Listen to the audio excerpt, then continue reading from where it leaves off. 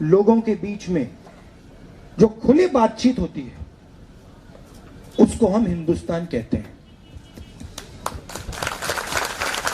तो मेरा कहना है, अगर हमने असम के लोगों से कह दिया देखो तुम जब दिल्ली जाओगे तुम अपनी भाषा में नहीं बोल पाओगे, तुम दिल्ली जाओगे तो तुम अपने कल्चर को, अपनी हिस्ट्री को भूलकर दिल्ली जाओगे।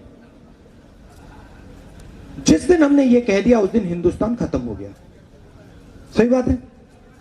अब हो क्या रहा है, एक शक्ति नागपुर में जो पैदा हुई है वो पूरे हिंदुस्तान को कंट्रोल करने की कोशिश कर रही है।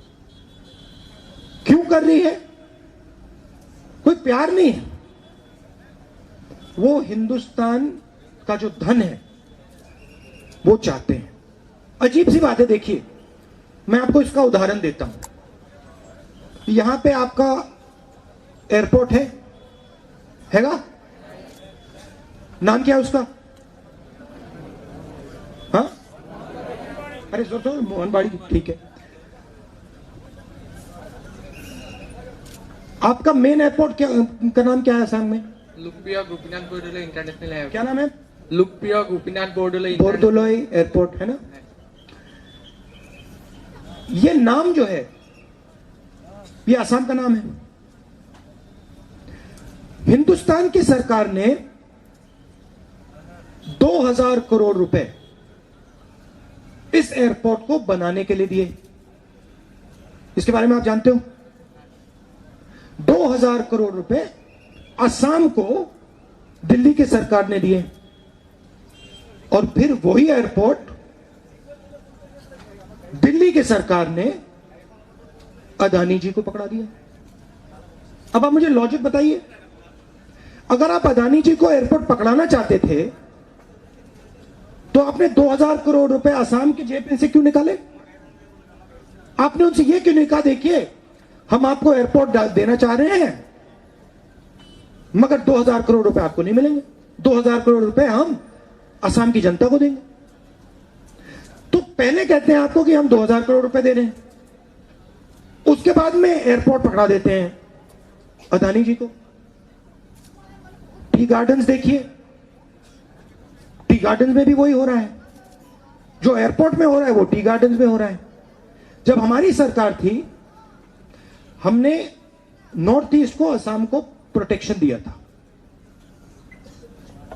स्पेशल पैकेज हजारों करोड़ रुपए का और इन्वेस्टमेंट पॉलिसी, जिसमें कोई भी अगर असम में बाकी नॉर्थ ईस्ट में इन्वेस्टमेंट करना चाहता था उसको हम सब्सिडीज देते थे, उसको कैंसिल कर दी। अब आप मुझे बताइए तमिलनाडु के पास समुद्र हैगा? है। तमिलनाडु अगर अपना माल अमेरिका भेजना चाहता है तो एकदम भेज सकता है। आप क्या कर सकते हो? अगर असम का प्रोडक्ट आप अमेरिका भेजना चाहते हो आप इतनी आसानी से भेज सकते हो? तो फेयर कंपटीशन नहीं है ना।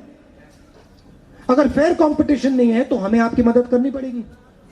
इसलिए हमने आपको इन्वेस्टमेंट पॉलिसी दी, इसलिए हमने आपको स्पेशल पैकेज दिया। अब नरेंद्र मोदी जी कहते हैं, सरकार कहती है नहीं, हम जो मदद पहले असम को कर रहे थे वो हम नहीं करने वाले हैं। नतीजा क्या आया?